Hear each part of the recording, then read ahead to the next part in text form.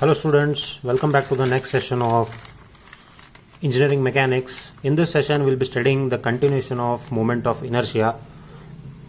In the first session of moment of inertia we studied what is moment of inertia, we understood what is its physical meaning of moment of inertia.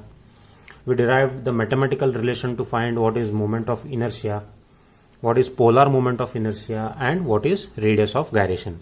So in this session we'll be continuing some theorems related to moment of inertia which are very important. So please be careful when you are watching this. So theorem of moment of inertia, in this we have two theorems.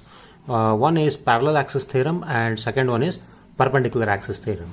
So before I get into deriving the parallel axis theorem, let me read out the statement of parallel axis theorem and what does it state. So parallel axis theorem, it states that if the moment of inertia of the plane area about an axis through its centroid is denoted by Ixx, then moment of inertia of area about any reference axis 1 parallel to x-axis at a distance of y bar from centroid is given by I11 is equal to Ixx plus ay bar square. Okay, what is the meaning of this is, the theorem states that this is an object whose center of gravity is denoted as G. Then if you find the moment of inertia of this object about xx axis, then the moment of inertia about xx axis is denoted by taking or finding the moment of inertia about any reference axis 1 which is parallel to x axis and is at a distance of y bar from CG. Then mathematically parallel axis theorem is denoted as moment of inertia about reference axis 1 is equal to moment of inertia about x axis plus area of this object into this perpendicular distance square. This is what is moment of inertia. So okay, we'll derive the mathematical relation for this. Consider an elemental strip of area dA parallel to xx axis. So this is the elemental strip of area. This is the elemental strip of area dA which is parallel to xx axis. So Ixx is called as moment of inertia about xx axis. I11 is called as moment of inertia about reference axis. A is the area of the body. Y bar is the centroid of the body with respect to what? Reference axis. So moment of inertia about reference axis I11 is given by, so what is the moment of inertia of this elemental strip about 1 So area into what is its perpendicular distance. So area is dA into the perpendicular distance is what? What is the distance of this strip from 1 It is y, small y plus y bar. So small y plus y bar whole square, because it is moment of inertia. Then similarly moment of inertia of the whole body about 1 So this is one strip.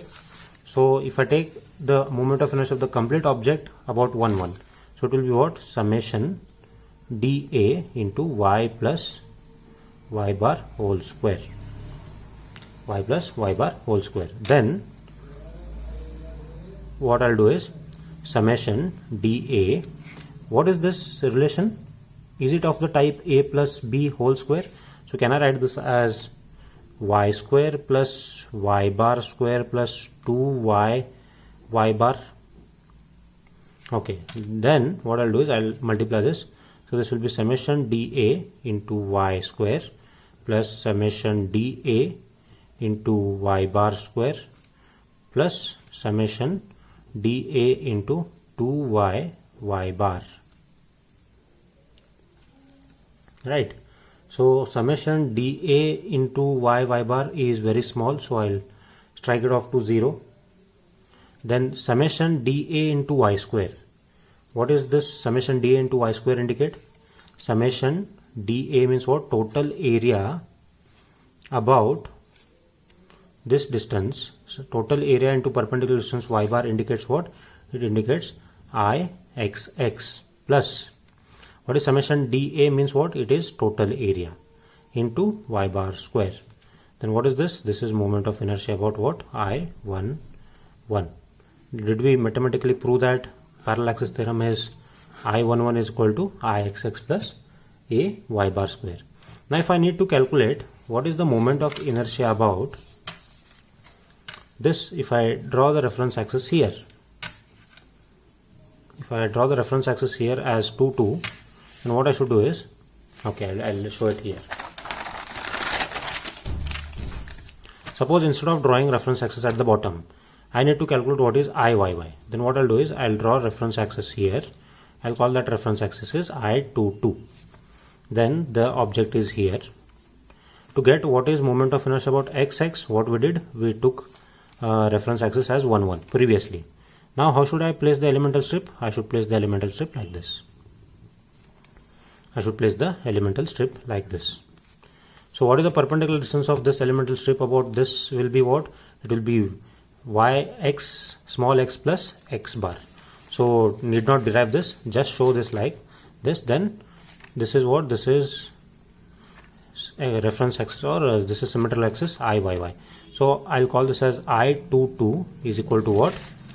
It is Iyy plus a, what will be the value here? It will be x bar square. It will be x bar square. Hope you followed this. Okay, this is what is parallel axis theorem. So when you want to shift the moment of inertia from this to this, then we make use of parallel axis theorem. Next, coming to perpendicular axis theorem. So perpendicular axis theorem, I'll first define what is perpendicular axis theorem. So perpendicular axis theorem states that the moment of inertia of the plane figure about an axis which is perpendicular to plane of figure is equal to sum of moment of inertia about the two mutually perpendicular axes. Looking at the figure, you should make out what is this theorem related to. Okay, quickly, not wasting time. So what is the meaning of this is moment of inertia of the plane figure about an axis which is perpendicular to the plane. Now this is one plane, zy plane. So perpendicular to plane is equal to the sum of moment of inertia about two mutually perpendicular plane. So this plane which is perpendicular to this is the moment of inertia of this is equal to what? Sum of two mutually perpendicular planes. Means it is nothing but it is polar moment of inertia, which is nothing but Izz is equal to what? Ixx plus Iyy. So perpendicular axis theorem and polar moment of inertia both are same. Polar moment of inertia and perpendicular axis theorem both are same. Hope you understood the two theorems. Okay, so in the next class we'll be deriving with some moment of inertia of some important figures. So like we did for centroid, we'll be doing this for moment of inertia as well. That is, we'll be taking some known geometrical shapes like rectangle, triangle, circle, semicircle, quarter circle, and we'll be deriving what will be the moment of inertia of those geometrical shapes with respect to x-axis and y-axis. Okay, that will be done in the next session. Hope you understood this concepts. Any doubt, please feel free to ask. Thank you very much.